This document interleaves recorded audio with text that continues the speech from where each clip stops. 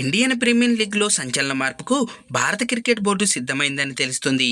అయితే ఇన్నాళ్లు లేనిదే అనూహ్యంగా మార్పులు జరగడానికి ఫుల్ క్రెడిట్ సన్ రైజర్స్ కో-ఓనర్ కావ్యమారాన్కే ఇవ్వాలని ఎక్స్పర్ట్స్ అంటున్నారు.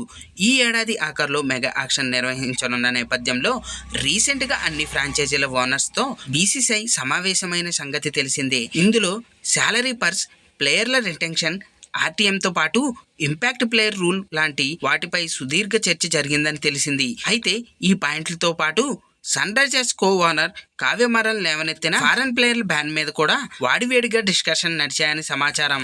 ఆక్షన్ లో టీమ్స్ కు ఎంపికైన తర్వాత కావాలని గాయం సాకు చెప్పి లీగ్ లో ఆడకుండా తప్పించుకునే విదేశీ ఆటగాళ్ల మీద నిషేధం విధించాలని కావ్యమారాన్ పట్టుబట్టారంట. వేలంలో తక్కువ ధర వచ్చిందనే కోపంతో కొందరు ఆటగాళ్లు ఇంజూరు కాకపోయినా అయిందనే సాకుతో ఐపీఎల్ కు అందుబాటులో లేకుండా పోతున్నారు. ఇంకొందరు ఆడడం ఇష్టం లేక ఇంటర్నేషనల్ కమిట్మెంట్స్ లేదా ఫ్యామిలీ ఎర్జెన్సీ సాకుగా చెప్పి జట్లను మధ్యలోనే వదిలేసి వెళ్తున్నారు. దీనివల్ల టీమ్స్ మీద తీవ్ర ప్రభావం పడుతుందని బీసీసీఐ దృష్టికి తీసుకెళ్లారంట కావ్యమారాన్. అలా వెళ్లిపోయే ఆటగాళ్లను రీప్లేస్మెంట్ చేయలేక తాము తంటాలు పడుతున్నామని, ఇలాంటి ప్లేయర్లపై నిషేధం విధించాలని ఆమె డిమాండ్ చేశారని సమాచారం. కావ్య డిమాండ్లకు బోర్డు దిగొచ్చిందట.